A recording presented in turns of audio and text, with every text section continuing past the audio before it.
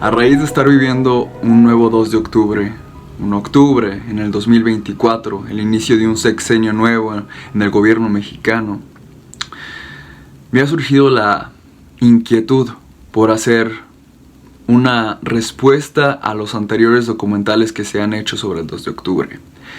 Documentales que hablan mucho y dicen muy poco. Algunos comunican sobre el marxismo, algunos comunican sobre asesinatos injustificados, algunos otros solamente tocan los nombres muy específicos con los cuales los propios jóvenes se hacían notar o se autodenominaban, lo cual hace sentir en general que todo esto es una especie de mito, superstición creada por los mismos jóvenes en contra del gobierno, como si fuesen un conjunto de personas que no sabían lo que hacían.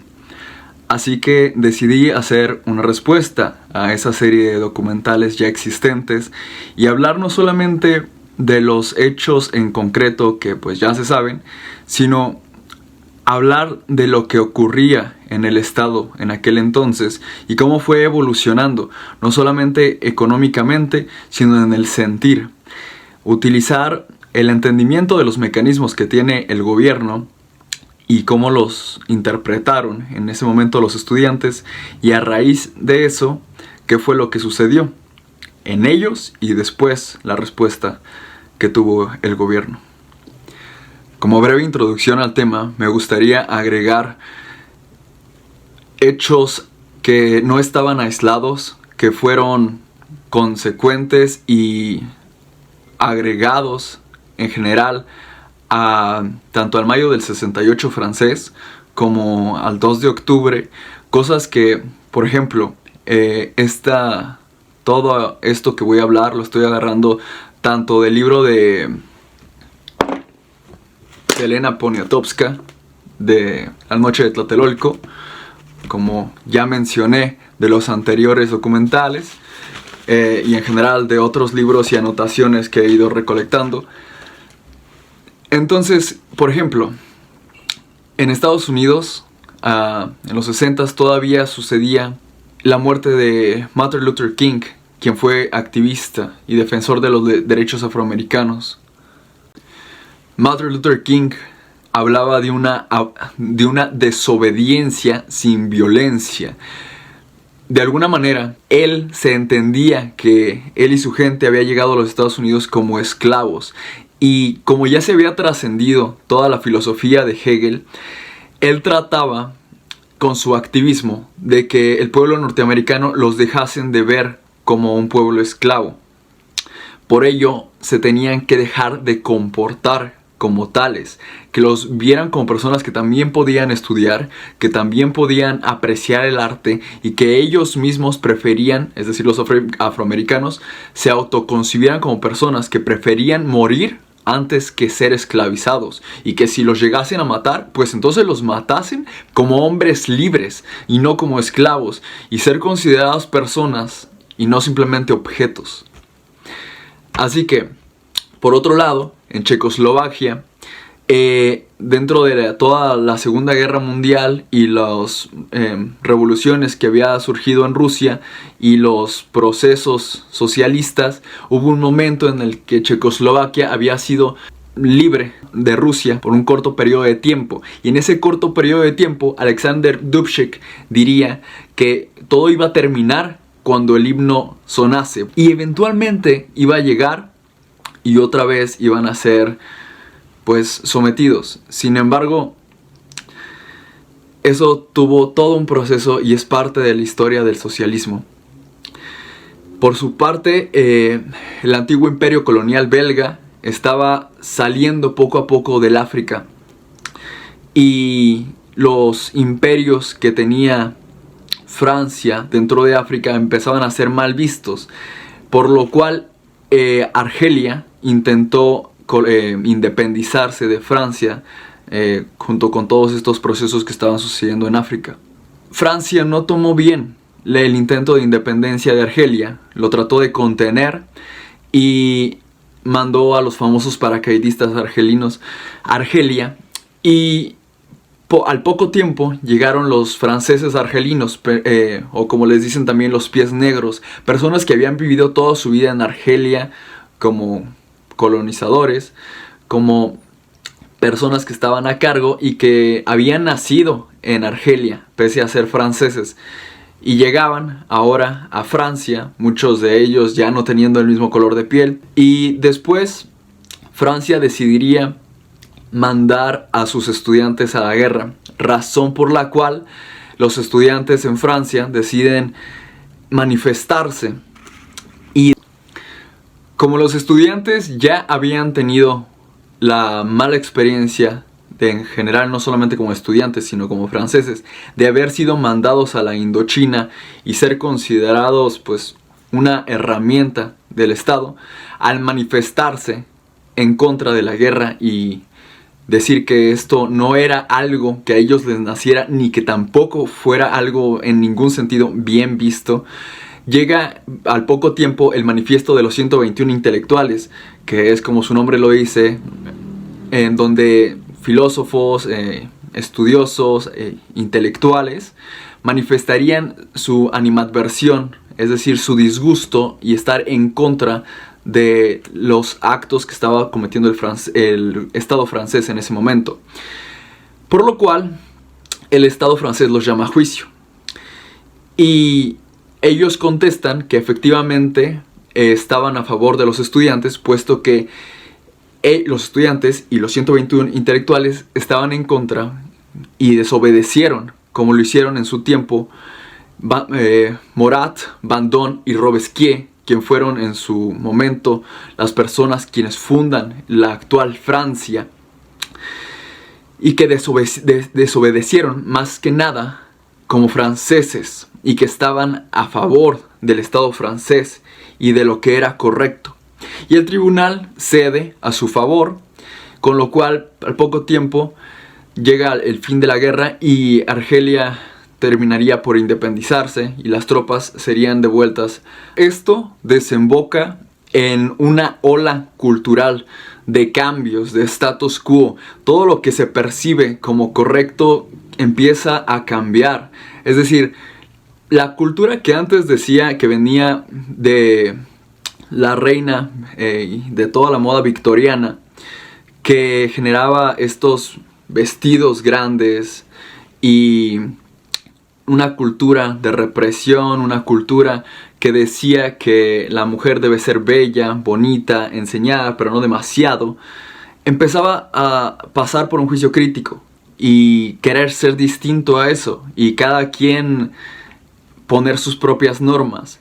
El hecho de que en las universidades hubiera una diferencia entre hombres y mujeres y estuviesen en aulas por separado, dormitorios separados y todo separado, se quería borrar, volverlo a plasmar de una manera diferente, y empieza a surgir nuevas modas tanto de vestimenta como de música, de arte, etcétera, etcétera. Factores que desembocaron en que personajes como Octavio Paz después hablara sobre sus experiencias cuando fue desde el 45 y ve la forma de vestir de muchos de los estudiantes, y después cómo va evolucionando precisamente ese mismo personaje del que él habla, porque él lo pone en un cierto momento cronológico en el cual sale de México, llega a Estados Unidos, después llega a Francia y de Francia vuelve a regresar a México completamente evolucionado. Por lo cual quiero leerles una cita de Octavio Paz, precisamente del Pachuco, que ahorita les voy a decir quién es, pero dice: cuando llegué a Francia en 1945, observé con asombro que la moda de los muchachos y muchachas en ciertos barrios, especialmente entre estudiantes y artistas, recordaba la de los pachucos del sur de California. Era una rápida e imaginativa adaptación de lo que esos jóvenes, aislados durante años, pensaban que era la moda norteamericana. Pregunté a varias personas, casi todas me dijeron que esa moda era exclusivamente francesa y que había sido creada a fin de la ocupación. Algunos llegaban hasta a afirmar que formaba parte de su resistencia. Laberinto de la soledad. El pachuco, Para Octavio Paz, lejos de intentar una problemática de adaptación de modales ambientales, afirma su deferencia, la subraya. Es el huérfano de valedores y valores. Toda su herencia la ha perdido.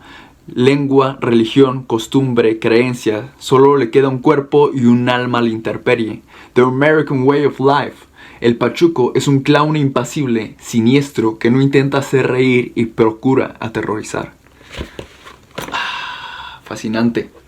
Porque habla de un personaje que no solamente pierde sus raíces, sino que lo hace porque intenta buscar un lugar en el mundo y no lo logra. Cuán importante es la economía que nos da identidad. Pero bueno, sigamos. Debido a que Francia se estaba enfrentando a una serie de acontecimientos revolucionarios en una cuestión cultural, pero al mismo tiempo había sucedido algo que nunca antes había sucedido. El Estado había perdido su capacidad de coactar, de delimitar y de discurrir entre qué era lo correcto y lo incorrecto, y empezaba a estar el poder dentro del pueblo. Y el pueblo estaba dando sus argumentos y razones de lo que quería. Y había logrado tener la razón y que se hiciera lo que ellos querían, cosa que nunca había sucedido. Lo normal, lo que siempre sucedía, era que el Estado decía que se hacía y se hacía. Eso había sucedido en el transcurso de la historia desde muchísimo tiempo por una cuestión de sindicatos, de gobiernos, de instituciones casi astrológicamente conectadas. Entonces empezaba a surgir una paranoia en el Estado por la idea de perder de un momento a otro su poder.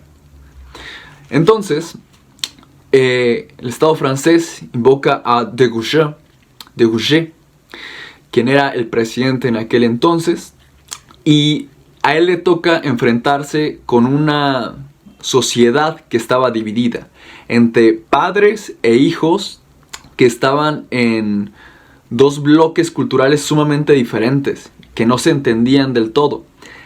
Estas dos cosas, y la tercera, era que estaban los franceses argelinos, que era un conjunto de pueblo francés que nunca había vivido en Francia, que tenían una cultura distinta.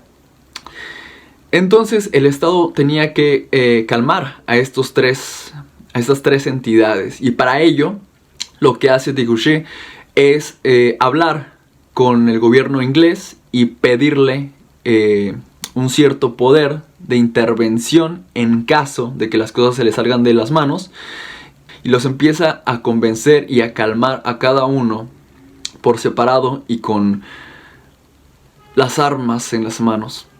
Las cosas se terminan por calmar y llegar a un final. Sin embargo, habíamos pasado de una cultura que primero con los boomers sentía que ya habíamos pasado de una Segunda Guerra Mundial, de los momentos de instantes, de estos momentos que nos decían que de un momento a otro todo podía desaparecer con una bomba y morirnos y todo terminar. Y ahora empezábamos a hablar sobre la posibilidad de que la utopía, es decir, la utopía creada desde nosotros mismos, fuera posible. Se le pedía al ser humano, al poblador, al ciudadano, la capacidad de soñar, de poder dilucidar un mundo y él crearlo. Se hablaba de que en Estados Unidos empezaban a surgir los derechos civiles de los afroamericanos, de las personas que una vez fueron esclavos en Estados Unidos y ahora se les intentaba tratar como iguales. Martin Luther King había sido asesinado y llegaba la posibilidad de un nuevo y mejor presidente a Estados Unidos, que iba a poner fin a la crisis de los misiles en Cuba, que recordemos que Rusia, desde hace ya bastante tiempo evidentemente, una base de misiles nucleares para poder atacar a Estados Unidos desde Cuba. Estados Unidos. Y a su vez Estados Unidos en aquel entonces tenía los misiles de Turquía. Todo esto es parte de los momentos de instantes, de los miedos de poder morir en un momento a otro. Momentos que no son muy distintos a lo que estamos viviendo hoy en día. Es curioso cómo esas cosas que no concluyeron Y todo estaba en una supuesta paz porque el gobierno estadounidense estaba tan cómodo en su trono imbatible que esa tranquilidad de él manda y ya generaba una especie de paz. Una paz que a muchos les sentaba horrible, como el infierno en la tierra, puesto que había personas que nunca lograron absolutamente nada. Y por otro lado hay personas que jamás se esforzaron y vivieron vidas hermosas y maravillosas sin ningún esfuerzo. Pero era paz. Una paz que se sentía y que duró muchos años. Y sin embargo, hoy pareciera llegar a un fin. En esos momentos, antes de que lamentablemente fuese asesinado Kennedy, tuvo sus propias marchas en contra de la guerra. Al mismo tiempo que Francia tenía sus hippies y sus jippies y sus happenings que hablaban de toda la cuestión económica y se ponían en un plan de actor, de activista, e iban a lugares específicos donde muchísimas personas los pudiesen ver y hubiese algún representante legal que lo pudiera agarrar, atrapar, encarcelar y decir las razones por las cuales estaban haciendo lo que estaban haciendo, con el fin de que saliera en el periódico y dijera en primera plana: esta persona hizo tal cosa porque no está a favor de la guerra en Irak o en donde sea. No estoy a favor de que la empresa Bayer estuviese aquí y que venda tal medicamento y que se lucre con tales cosas, etcétera, etcétera. Era el fin de plantear problemas estructurales económicos y la solución, cosa que cada vez iba deteriorando más y más. Sin embargo, después de que muere Kennedy, se empezaría a hablar sobre la existencia de un estado profundo, de un deep state, de la posibilidad de que el gobierno americano, estadounidense, con la economía más grande del mundo, fuese dirigido y orquestada por un conjunto de capitalistas y en general políticos que no salían cada sexenio ni cada 4 años, sino que iban a ir gobernando. Ahora, hablemos de la historia breve de ese momento del desarrollo político y económico de México. Recordemos que no existe la economía que no sea política. La economía es por naturaleza política, puesto que la economía nace del ser humano y el ser humano es un ser político. El ser humano es un ser que genera su economía dentro de una sociedad. Por lo tanto, lo único que puede generar como economía propia partiría de un estado salvaje. Para 1920, en el gobierno de Obregón, quien tenía una mala fama en su momento y se autoevidencia su posterior asesinato, prueba de ello. Sin embargo, en su gobierno nacería la Secretaría de Educación Pública y esto genera una lucha contra el analfabetismo. En general, el hecho de empezar a inmiscuir o integrar a lo que era el agricultor y el hecho de en el país únicamente tener agricultores y no tener en general industrias era algo con lo que se intentaba terminar, que como ya había pasado mucho tiempo de la guerra civil estadounidense, por lo tanto se había empezado a desarrollar muchísimo más la industria, es decir, que surgieran estas grandes empresas en Estados Unidos. Entonces se ocupaba que aquí se dejara de ser un pueblo sin educación, acabar con el analfabetismo. Por lo tanto, lo que se empezaba a tener miedo es que el pueblo fuese manipulado como mano de obra barata. Todo lo que fuera dicho por el gobierno, por sus medios de comunicación, porque posteriormente surgiría lo que era la etapa de oro, el cine de oro mexicano, los medios de comunicación donde todavía no surgía la televisión como un medio de divulgación masiva. Estaba la imprenta, que Porrúa estaba en ese momento. Y en general el Estado tenía la capacidad de poder decir lo que él quisiera y se iba a tomar como la única voz legítima. Sin embargo, tiempo después de la ley Calles, después de que también se cayó la voz de la iglesia, de alguna manera, quien fungía como un regulador cultural que aminoraba la antagonización de cultura judía, tanto masónica, dentro del pueblo mexicano, que de nuevo, estas religiones, no solamente como religiones, sino de índole cultural, que fomentan un distinto tipo de actuar, de sentir y de fomentos en general, hacer cosas. Recordemos que todo lo que nosotros hacemos involucra dinero. Nosotros no podemos tener una casa sin dinero. Nosotros no podemos hacer una mesa sin dinero. Porque la casa es el dinero. La mesa, lo que nosotros comemos, todo eso es economía y es fomento cultural. Entonces eso era un método de defensa para el país en su momento. Recordemos los colores de la bandera dentro de la institución y los conceptos de salvaguardar la cuestión cultural desde tiempos de Iturbide y toda esa clase de cosas.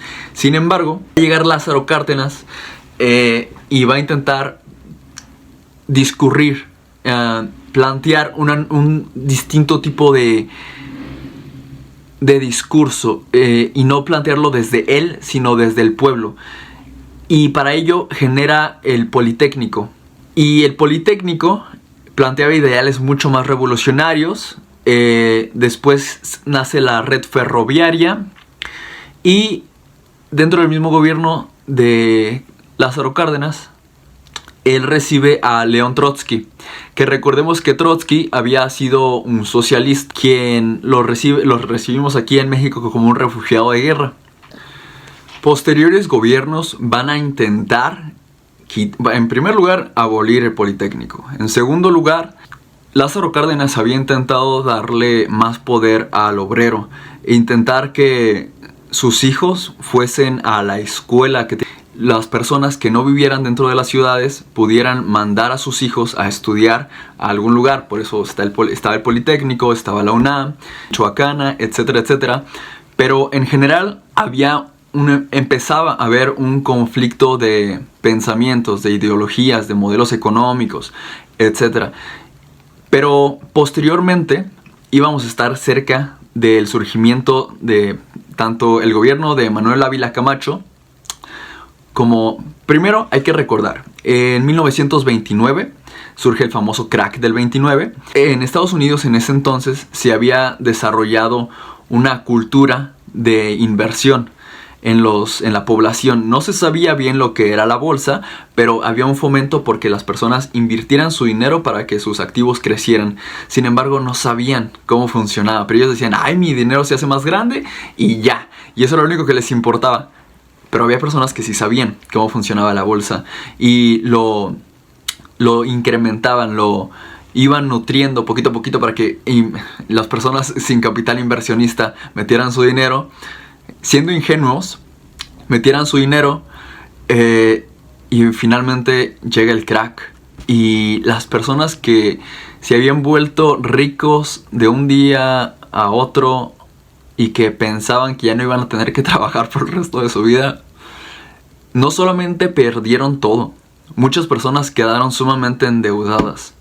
Y se empezaba a correr el mito, que después se confirmaría, de que muchos gringos estaban aventándose de las ventanas, muchas personas estaban colgando y suicidando y lo que sea. Entonces, bueno, eso es algo que sucedía y tardó Estados Unidos en ese periodo un tanto en recuperarse. Personas que tuvieran un apellido famoso, meter dinero para recobrar la confianza en las finanzas. Ahora, por otro lado, en México iba a surgir algo muy bueno. Pese a que Lázaro Cárdenas dejó un mal sabor de boca con el gobierno estadounidense por la expropiación petrolera, recordemos que con Obregón se había firmado el Tratado de Bucareli. Pero con la expropiación en Lázaro Cárdenas, se les retira a las empresas privadas la extracción de petróleo privada en territorio mexicano para que dejara de irse a Estados Unidos.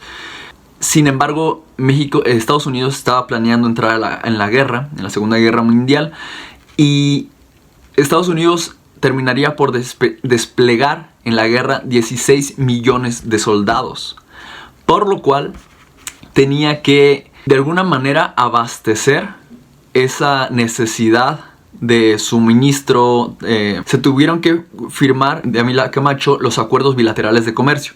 ¿Para qué? Para que México supliera esa demanda, esa necesidad de alimento, esa necesidad de comida, tanto obviamente para nosotros como para el gobierno estadounidense en ese momento. Nosotros, el pueblo mexicano, más bien dicho el Estado mexicano, disculpa, utiliza la excusa de encontrar un buque alemán en territorio mexicano para entrar a la guerra. Nosotros realmente nunca entramos a la guerra. O sea, sí entramos a la guerra, pero solamente como una especie de apoyo a Estados Unidos en una cuestión de insumos. Por ejemplo, le suministramos metales y más que nada la industria. Y no es como que se la diéramos, realmente se la vendíamos. Entonces eso ayudó mucho al gobierno mexicano en ese momento. A ellos no, pero nosotros sí.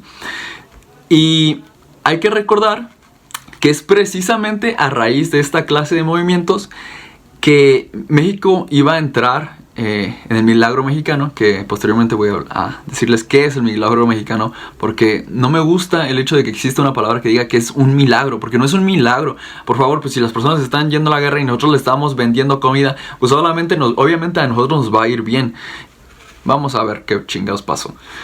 Por ejemplo, justamente en este periodo, México iba a experimentar lo que en Inglaterra se experimentó desde el año 1600. Y esto se le llama industria y manufactura. La producción masiva eran conceptos que para México iban a ser completamente nuevos. Recordemos que como llega la maquinaria nueva, lo que va a hacer Manuel Ávila Camacho es intentar tener personas capacitadas para operar esta maquinaria, tratar de que las personas tuvieran un grado de estudios más amplio. Por eso en aquel entonces las personas pues estudiaron una carrera y luego el campo laboral estaba necesitado de esas personas. Pues no manches, o sea, era muy fácil. Pero bueno, lo que el gobierno mexicano en ese momento no quería que el pueblo supiera era la lucha que ya se había creado desde los 1600 por el marxismo y el socialismo. No se quería que aquí se supiera nada de eso. El marxismo plantea que el dueño del trabajo debe ser el trabajador. Es decir, que si por ejemplo tú trabajador produces 10 cosas, 10 productos, seas dueño de al menos unos 7 de ellos, porque pues tú los hiciste. Y el neoliberalismo plantea que no, que tú lo haces de buena fe para tu hermoso jefecito y que él te necesita y tú lo haces de buena fe. Y claro que como mexicanos no íbamos a decir eso. Entonces se plantea la idea del liberalismo, de la falsa democracia, una democracia que cada vez se sentía más inexistente y una democracia neoliberal que terminó evolucionando muy mal. Y eso a grandes rasgos es gran parte de lo que en mayo de 1968 se quería comunicar y no se podía comunicar. Pero sigamos. Para 1968, muchas de las cosas que pedían los estudiantes, que cabe resaltar que no eran únicamente los estudiantes, el director Barrientos en varias ocasiones convocó al profesorado y a personas en general que quisieran formar parte de las manifestaciones, que hay que remarcar fueron de las manifestaciones más grandes no solamente en México sino en América Latina que habían existido. Así que recordando que se podía volver a perder el control, el poder por parte del Estado a causa de los estudiantes, se temía en México se pudiera llegar a generar algún movimiento de esta índole. Entonces las peticiones en general del estudiantado, que eran los que se decía que hacían todo esto, puesto que sí en efecto eran la mayor cantidad de representantes, pedían que se disolviera el cuerpo de granaderos, puesto que el gobierno estaba utilizando al cuerpo de granaderos para abolir cualquier forma de manifestación en contra, y no se permitía el discurso en contra de lo que el gobierno dijera. Lo que el gobierno dijera tenía que ser lo correcto y lo único que estaba bien, cosa que pues no. O sea, las personas tenemos que tener la posibilidad de expresarnos y que se nos respete el derecho de expresión y decir lo que consideramos y lo que nos importa, sino que dónde está la posibilidad de que podamos ser personas libres. Entonces eso era algo muy importante. Se le pedía la abolición del artículo 145, que posibilitó al gobierno que a todas las personas que dijeran un discurso antagónico fuesen simplemente encarcelados. De hecho, precisamente el libro de Elena Poniatowska remarca y hace mucho énfasis en que casi todos sus exponentes fueron presos en Lecumberri, personas que no tenían un cargo en su contra per se, más que haber dado un discurso que no fuera el que el gobierno le gustaba, y fueron encarcelados y muchas veces fueron castigados, es decir, torturados, con el fin de que firmaran que evidentemente habían sido enjuiciados por otras cuestiones para poder ser liberados. Ahora, lo que fue el cine de oro mexicano, pero como una herramienta mediática de divulgación masiva, también era algo que se temía en cierto aspecto. Porque sí es el cine mexicano un gran, pues algo que se valora mucho dentro de la cultura mexicana. Sin embargo, también es importante remarcar que se hablaba mucho de un obrero, de un campesinado que no existía, que se enaltecía esta idea de ser feliz siendo pobre, mujeriego y muy inteligente, como si el mexicano, varón específicamente, se le caracterizase por él no querer trabajar y ser muy chingón, siendo pobre y siendo mediocre. Cosa que, a ver, los mexicanos son muy trabajadores, somos muy trabajadores. Se supone que por eso estamos como mano de obra en Estados Unidos todavía hasta la fecha. Pero esta cultura del cine de oro mexicano, que remarcaba que la mujer fuese una eterna mártir porque le dejaban a los hijos y ella los tenía que cuidar y criar, y que ella era una luchona y empoderada y muy fuerte, y que ella podía hacer lo que ella fuera, y que ella, si fuese necesario, iba a traicionar los valores de su esposo por cuidar de su familia, y eso estaba muy bien visto, etcétera, etcétera, no tenía mucho que ver con la realidad que en realidad estaba viviendo el pueblo, que realmente el problema era la pobreza y la posibilidad de querer salir de ella. Está muy bien, ¿no? O sea, hay que reírnos de nuestros problemas, supuestamente. Pero también se supone que sigamos siendo congruentes con la realidad y con el hecho de que, si a ver, está empezando a entrar mucho dinero al país. Como pueblo, se supone que tengo que tener el derecho de saber en qué se gastan los impuestos, en qué vamos a invertir, cómo nos vamos a desenvolver, no solamente económicamente, sino yo quiero saber si mi hijo, que lo estoy mandando a estudiar a la capital, no lo voy a ver, voy a estar trabajando para que él estudie, y después me salen con que él no va a tener derechos o posibilidades de desarrollo, o que me lo van a encarcelar. Se tiene que respetar a las personas que hacen un esfuerzo por tener la posibilidad de desarrollarse en algún sentido. Y es algo que se temía mucho, porque al momento de que la única voz son los medios masivos de comunicación, los estudiantes dijeron, no, pues hay que hacer algo al respecto.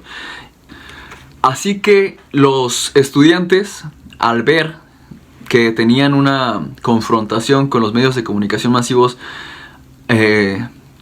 contrarios, es decir, los que estaban utilizando, no solamente el gobierno, cabe remarcar, en la historia del gobierno mexicano, del Estado mexicano, ha habido una inversión extranjera y una inversión por el capital para los medios de divulgación.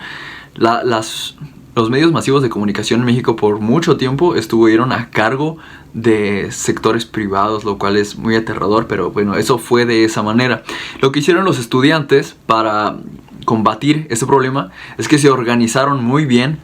Ellos empezaron a trabajar organizados en imprimir con su tiempo, con su trabajo, con su organización, y estos folletitos que decían sus peticiones en general para el pueblo, para todos, al grado tal que ya casi todas las personas en ese momento sabían cuáles eran las peticiones, y eran peticiones muy básicas. Era que se respetase la libertad de expresión, era que se respetase el derecho por la manifestación de la comunicación, etcétera, etcétera. O sea, aquí están.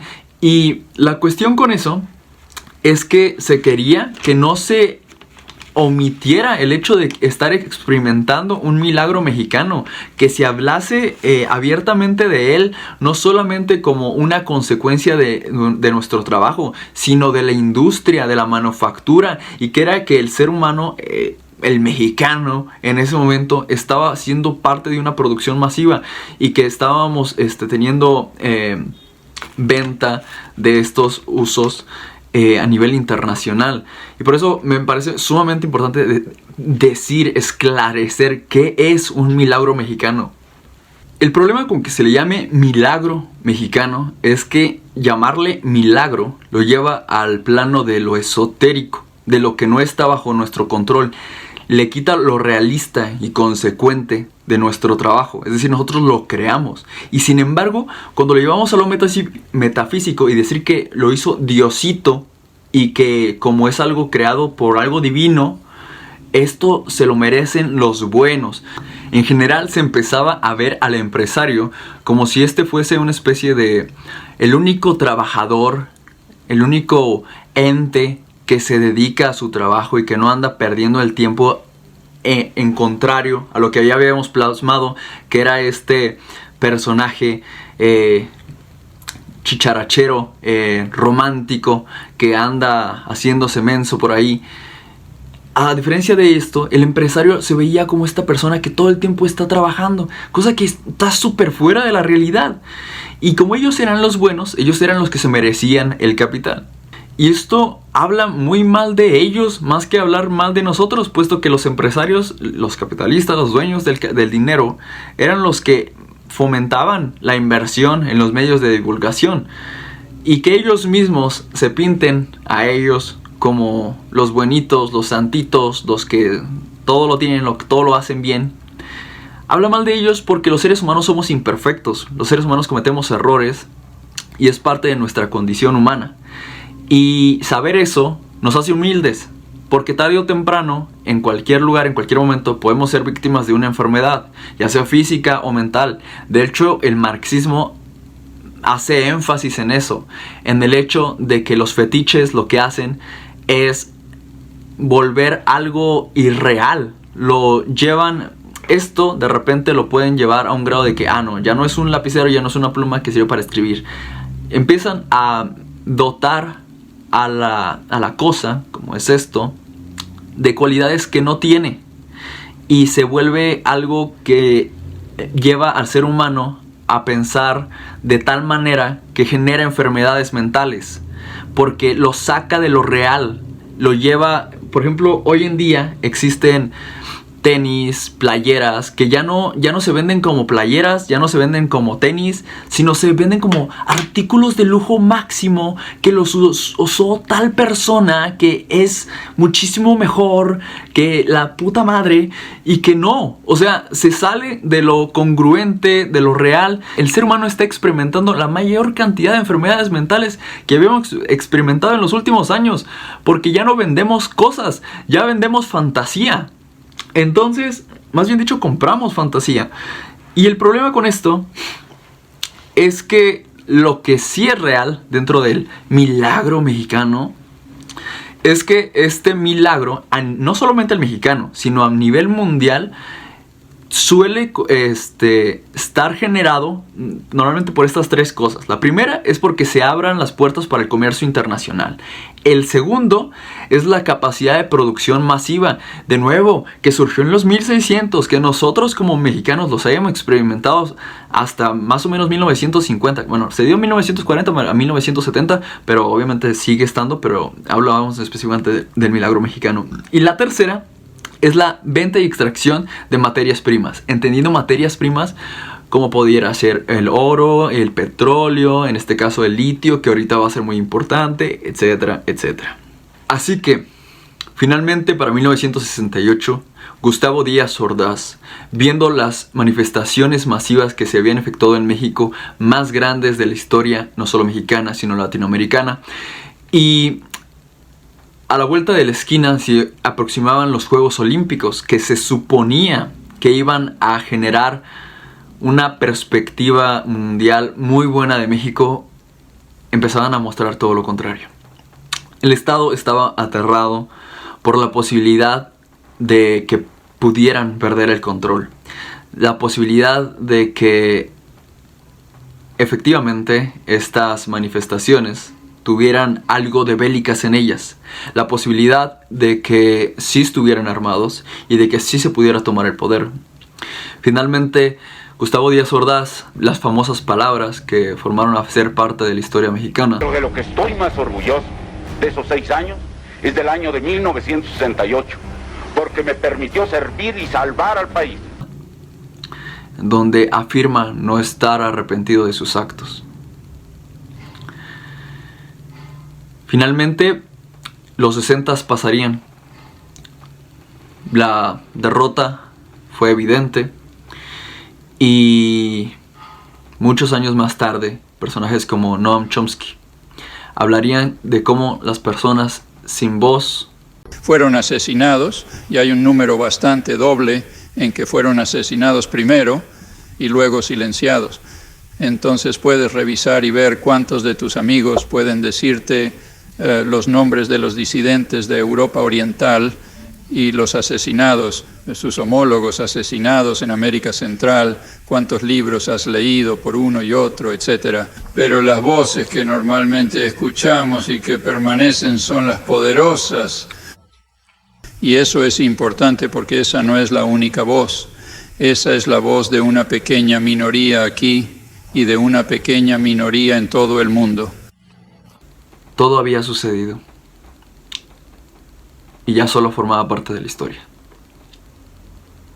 Así que solo queda decir que el 2 de octubre no se olvida. Muchas gracias.